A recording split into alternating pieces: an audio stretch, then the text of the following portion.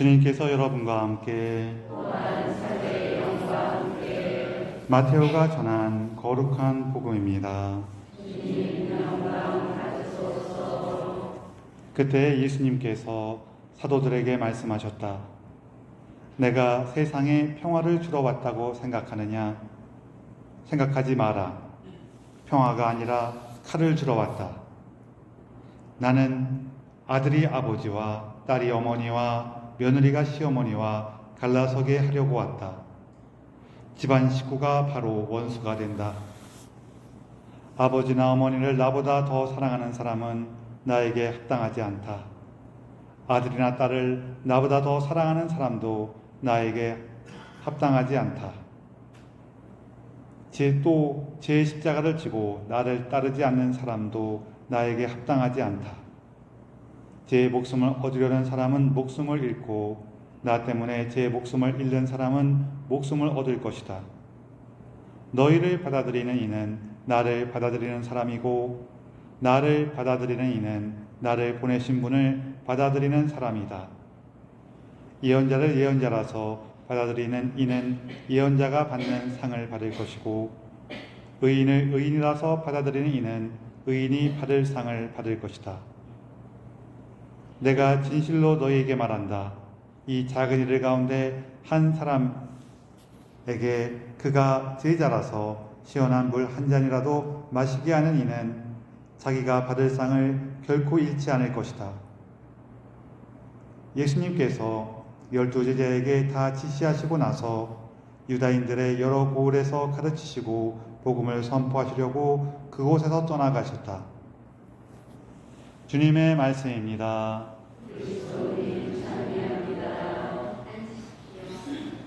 참 예수님, 서로 인사를 좀 나누세요.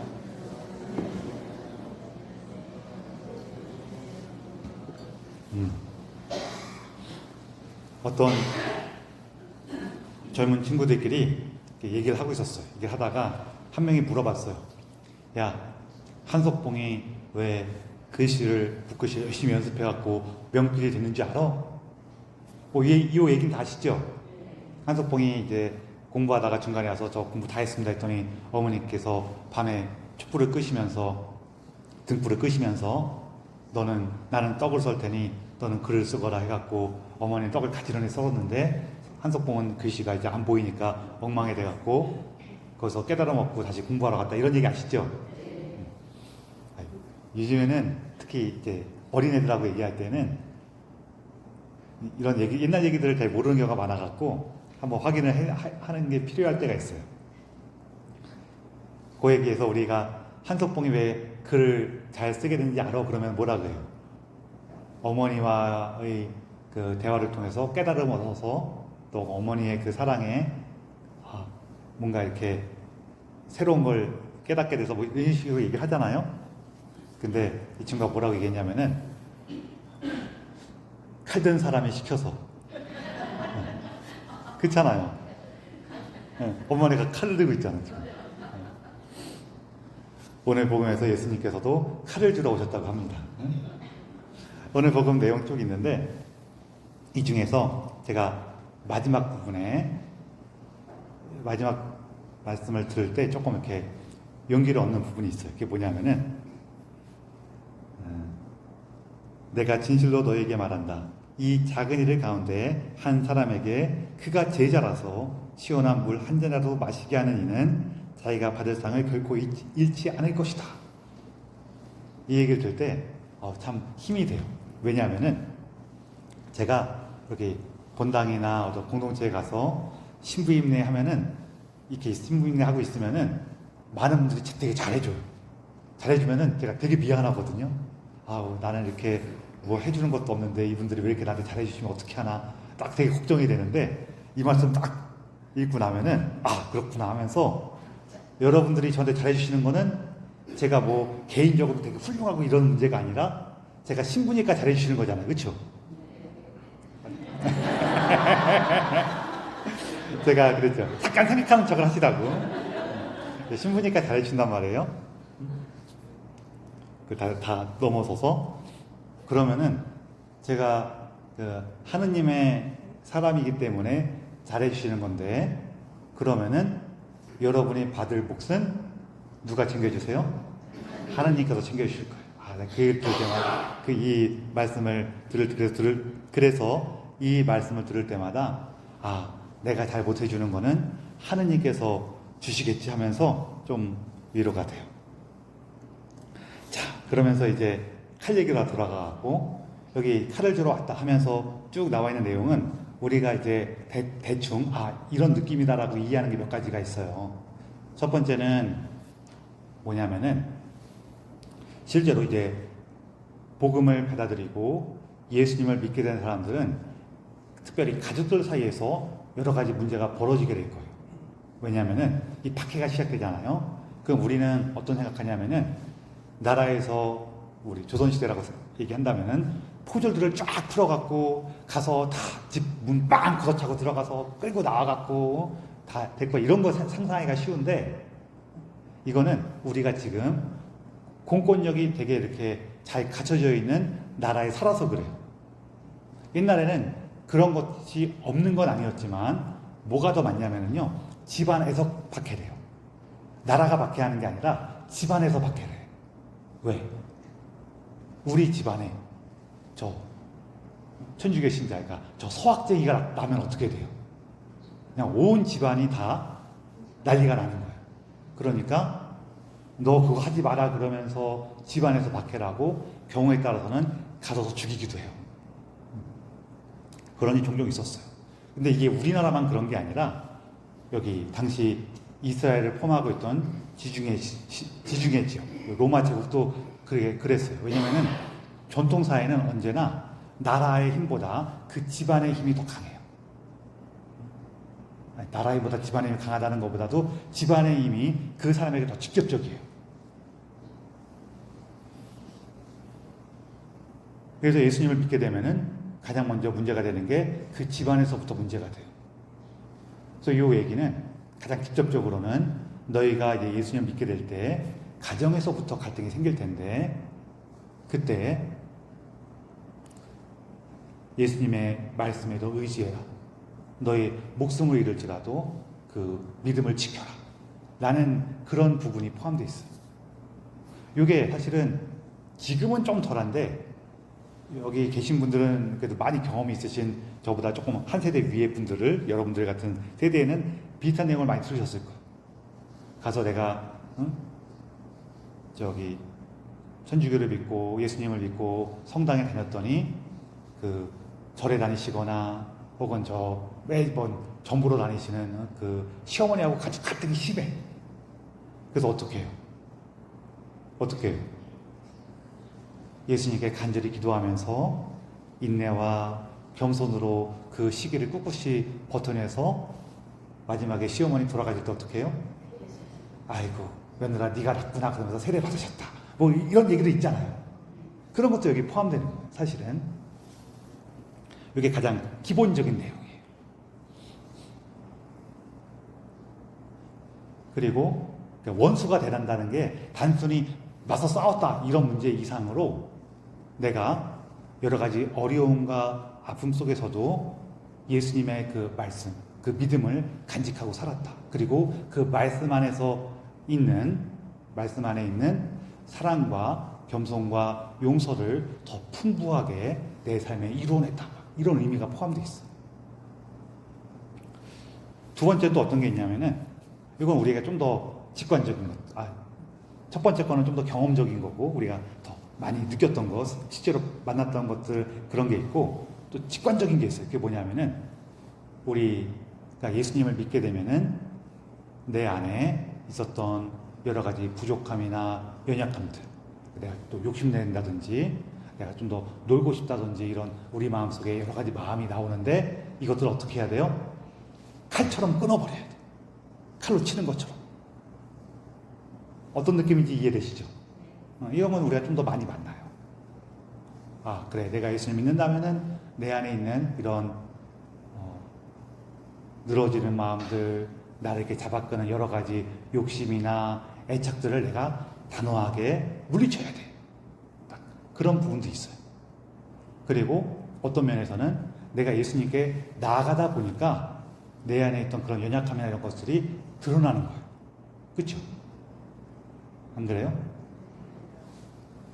실제로 이런 건 많이 있어요. 내가 예수님 믿기 전에는 그냥 대충 욕하고 미워하고 거짓말하고 살았지. 그런데 내가 예수님 믿기 시작하니까 이러면은 될 것 같아요? 안 될 것 같아요? 안 될 것 같은 걸 드디어 알게 된 거예요. 그래서 사실은 우리가 그런 어떤 곤란함이나 고민을 겪는다는 거는 그 고민 자체가 복된 거예요. 왜? 내가 예수님을 모르고 진리 안으로 나아가지 않았다면은 그 고민 자체가 없어. 내가 고민하고 있어. 내가 좀 더 얘한테 잘해줘야 되나? 내가 좀 더 여기서 내가 좀 더 양보해야 되나? 이런 고민을 하게 돼. 그건 뭐예요? 내가 더 무언가 좋은 걸 생각하는 거예요. 그래서 여러분, 다음에 말씀드릴 거랑 연결되지만 이때 있잖아요. 내가 이걸 해줘야 되는데, 내가 얘한테 더 잘해줘야 되는데, 왜 나는 이거 못하지? 이러지 마시고, 너무 그러지 마시고, 내가 이런 마음이 들기 시작하는 것 자체가 하느님 안에 있는 거구나. 근데 내가 이걸 잘 못하는 거는 아직도 나의 부족함이나 연약함이 많이 있구나. 주님, 당신의 자비를 청합니다. 저를 돌봐주시고 저의 연약함에 자비를 베풀어 주십시오. 그리고 제가 당신 앞으로 한 걸음 한 걸음 나아가서 이 연약함에서 더 말씀으로 건너갈 수 있도록 저를 도와주십시오. 이렇게 하시면 좋아요. 그래서 이런 것도 좀 더 우리가 이렇게 많이 만날 수 있는 거예요. 그리고 제가 마지막으로 말씀드리고 싶은 게 있는데 이건 뭐냐면요. 요거는 사람마다 아마 대부분의 사람은 조금씩은 있는데 이게 얼만큼 큰지 작은지는 사람마다 좀 다르고 그 사람이 처해 있는 환경이라든지 그 사람이 만난 다른 사람들과의 관계에서 조금씩 다르게 나타날 수는 있어요. 어떤 게 있냐면은 우리가 그것이 방금 전에 말씀드린 것처럼 사실은 좋은 어떤 마음, 예수님을 내가 더 따라야지, 그분의 말씀 안에서 살아가야지, 혹은 예수님까지는 안 가더라도 그래도 사람의 도리로서 우리가 열심히 살아가기 위해서 이런 여러 가지 좋은 마음으로 시작되긴 하는데 이 마음이 우리 안에서 너무 강해지다 보면은 어떻게 되냐면은 사람이 그냥 착하게 살고 열심히 사는 것이 좋은 거야. 그래야지 다른 사람들과의 갈등도 없고 문제도 안 생겨 하는 거에 이제 익숙해져서 살아가게 될 수가 있어요. 그런데 이게 좋은 걸까요? 나쁜 걸까요? 이 자체로는 괜찮아. 이 자체로는 큰 문제가 아닌데요. 이게 너무 강해지면은 문제가 생겨요. 이게 너무 강해지면은 사람이 그 좋은 마음으로 자기 자신을 억압하기 시작해요. 또는 이 자기 자신을 억압하기 시작하면 어떤 문제가 벌어지냐면은 내가 사랑하는 사람들을 억압해요. 이상하죠? 이게 왜 그러냐면요. 사람이요. 내가 누군가를 너무 많이 사랑하잖아요. 그리고 그 사람이 나의 어떤 도움이나 보호를 필요한다고 느끼면은요. 그 사람을 나의 한 부분으로 여겨요. 그렇잖아요. 우리가 남의 손에 가시 찔리는 게 아파요? 내 손에 가시 찔리는 게 아파요? 그러니까 내가 너무 이 사람을 아끼면은 이 사람을 내 손처럼 느껴. 그러니까 나의 한 부분으로 느끼는 거예요. 이유는 지금 말씀드린 것처럼 가시 찔리는 거에서 보호해주기 위해서 그런 건데 이게 좀 더 거기다 자꾸 익숙해지다 보면은 나중에 그 생각도 못하고 그냥 나의 한 부분인 것 같아. 자매인들 대표적으로 아이들이 그렇죠. 애들 어릴 때 애가 배고프면은 왠지 나도 배고픈 것 같아. 꼭 배가 고프다기보다도 뭔가 되게 불안하고 불편해. 근데 사실은 내가 배고픈 거예요? 얘가 배고픈 거예요? 얘가 배고픈 거예요. 물론 좀 크고 나면은 이렇게 좀 더 마음이 편해지니까 내가 배부르면은 얘 배고픈지도 모르고 그냥 이렇게 있어. 그럴 수도 있긴 있는데 아주 어릴 때에는 막 이렇게 느껴져. 아이가 막 뛰어가다가 넘어지면은 내가 아픈 것 같아. 아이가 딴 사람한테 야단 맞으면 내가 야단 맞은 것 같아. 이렇게 느껴지기 시작하는 거예요. 그러다 보니까 사람이 자기 자신을 억압하고 있으면은요, 그러니까 자기 자신을 비난하고 있으면은, 자기 자신을 막 자책하고 있으면은, 아이들도 그렇게 돼요. 그러니까 내가 사랑하는 사람도 그렇게 돼. 그러니까 이런 문제가 생길 수가 있어요. 예수님께서는 그거 하지 말라는 거예요. 그래서 내가 그렇게 해야만 되는 게 아니구나. 나도 하느님께로부터 사랑받는 사람이구나. 내가 좀 부족하거나 연약해도 하느님께서는 괜찮다고 하시는구나. 예수님께서는 여전히 나를 사랑하시는구나. 이런 걸 만나기 시작하면은요, 사람이 좀 더 자신감이 생겨요. 자신감이 생기고, 우리 흔히 요즘에 얘기하는 거, 저는 사실 이 표현을 썩 좋아하지 않는데 자존감이 높아져. 제가 왜 자존감이라는 표현을 썩 안 좋아하냐면요, 요것 때문에 그래요. 자존감이라는 게 나쁜 게 아닌데 옆에서 누가 막 뭐라 그러면은 제가 하도 뭐라 그러니까 내가 자존감이 떨어지는 것 같아, 이렇게 말하는 경우가 있죠. 근데 자존감은 그렇게 떨어지지가 않아요. 다른 사람들이 나한테 잘해주면 자존감이 높아지고, 다른 사람이 나에게 못하면 자존감 떨어지고, 그거는 자존감이 아니에요. 이게 뭐에 좀 더 가깝냐면은, 우리가 되게 불안한 상태였는데, 그러니까 자존감이 좀 낮은 상태였는데 옆에서 떠받들어 주니까 그 낮은 자존감이 안 드러나고 있다가 옆에서 비난하니까 자존감이 자기 모습이 툭 나타나면서 내가 자존감이 부족한 상태라는 게 나타나는 거예요. 여기에 좀 더 가까워. 이게 완전히 떨어져 있다고 얘기하기 좀 그런데 여기 좀 더 가까워요. 그 자존감은 남이 뭐라 그래서 높아지거나 낮아지지 않는 흔들림 없는 마음이 자존감이 원래. 그래서 남의 말에 좌우되는 거는 그건 자존감이 아니에요. 오히려 남의 말에 따라서 내 자존감의 모습이 드러나는 거죠. 그거랑 좀 비슷한데, 그럼 자존감 같은 것들이, 제가 이제 발음도 안 돼. 물 한 잔 마셔야겠다.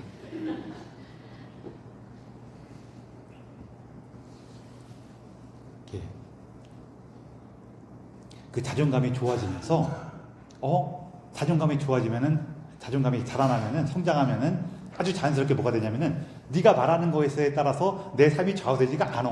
이게 된단 말이에요. 그러면은 특히 초기 단계에서는 어떤 특징이 나타나냐면은요, 다른 사람 말을 안 들어요. 그러면은 주위에서 뭐라 그럴까요? 우리는 어떤 사람한테 착하다 그러냐면은요, 착한 사람한테 착하다고 하지 않고요, 내 말을 잘 들어주는 사람한테 착하다 그래요. 원래 착한 건 그런 거예요. 진짜로 이 사람이 착해갖고, 그러니까 착하다는 건 선의 의지를 갖고 있다고 우리가 이해하잖아요. 그러면은 내가 조금 나쁜 짓 하려고 그러니까 그 사람이 안 돼, 그렇게 하면 안 되는 거야. 그럼 우리 그 사람 착하다 그래요, 뻣뻣하다 그래요? 그쵸? 착한 걸 착하다고 하지 않고 내 말을 잘 들어주면 착하다 그래요. 근데 내가 불안할 때에는 주위에서 이렇게 할까 저렇게 할까 막 그럴 때 상대방한테 막 맞춰주려고 그래. 상대방이 나한테 이거 좀 줘 저거 좀 줘 그래도 안 돼, 이거 못하고, 내가 줘야 되나? 안 주면 제가 뭐라 그럴까? 제가 뭐라 그러면 나 되게 마음이 속상하고 침을 흘릴 텐데, 막 이렇게 막 그러면서 상대방한테 끌려다녀. 그럴 수 있거든요. 그 자체가 나쁜 건 아닌데, 그렇잖아요. 제가 왜 자꾸 나쁘지 않다고 얘기하냐면은, 이게 어느 정도 있을 때까지는 그렇게까지 나쁘지 않은 것도 많이 있어요. 예를 들어서 우리가 다른 사람한테 끌려다니면서 막 하는 게 좋은 거예요, 나쁜 거예요? 선생님이 아주 훌륭한 선생님이 있어갖고 그 선생님이 시킨 대로 내가 다 해. 그럼 좋은 거예요, 나쁜 거예요? 그건 좀 좋은 거 같죠? 또 내가 아기를 키우고 있는데 아기 우는 거에 따라서 먹여주고 재워주고 업어주고 해. 좋은 거예요, 나쁜 거예요? 그거 좋은 거잖아요, 그렇죠? 그래서 남에게 내가 다 해주는 게 꼭 나쁜 건 아닌데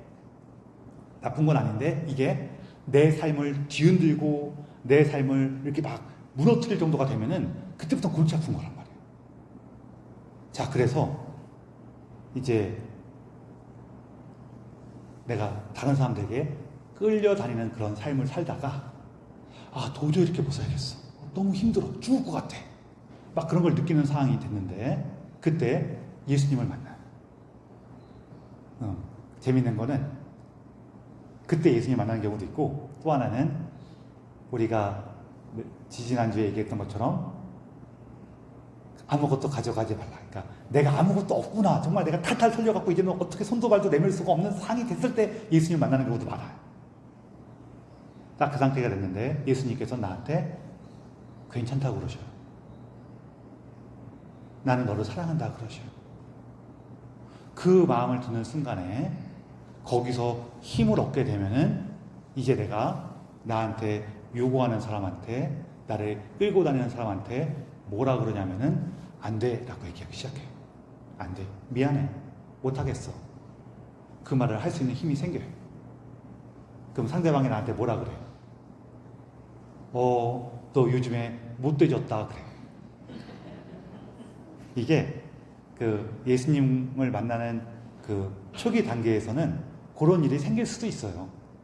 너 요즘에 못돼졌다 그래. 그렇게 못돼졌다고 얘기하는 이유는 뭐예요? 그 전까지는 말 잘 들어주다가 안 돼 그러니까 이제 못돼진 거죠. 그게 칼이에요.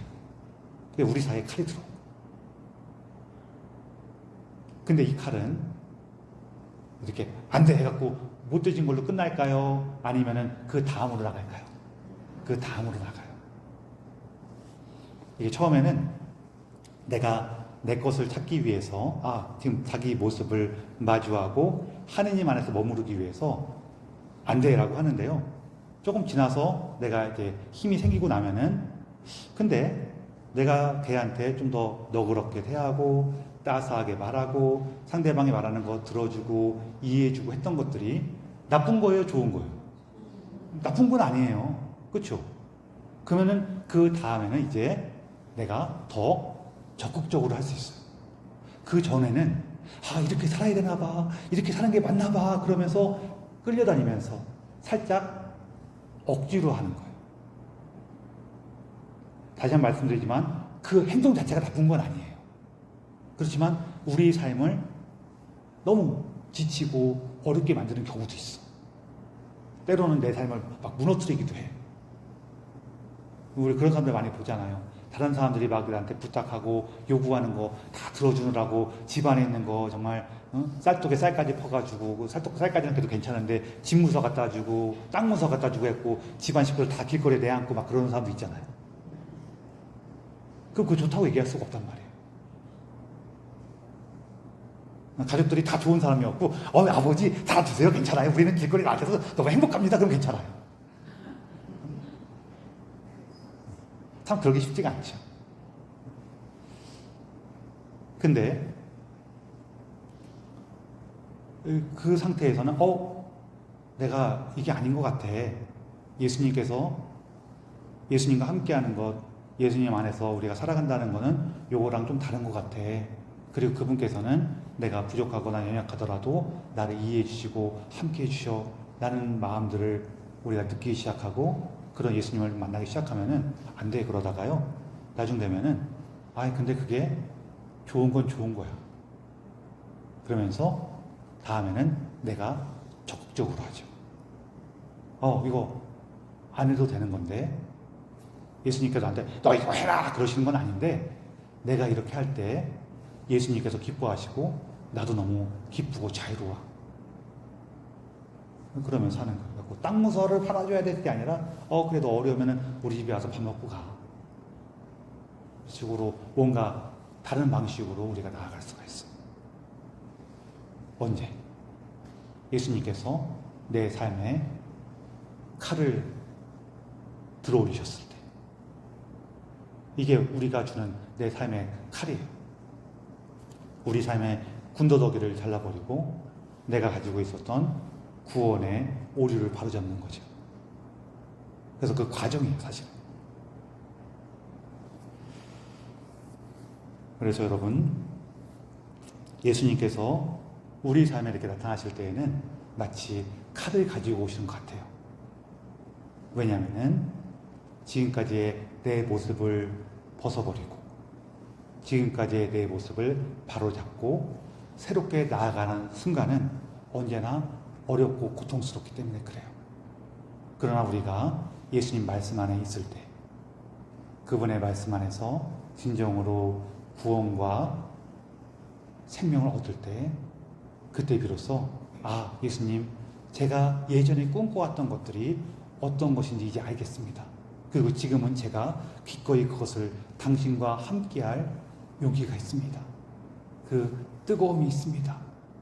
하면서 예수님과 함께 하시는 더 깊은 기쁨으로 한 걸음 한 걸음 나아가게 되실 거예요. 우리가 예수님과 함께 그 기쁨으로, 자유로, 생명으로 나아갈 수 있기를 청하며 이 기사를 봉헌합시다.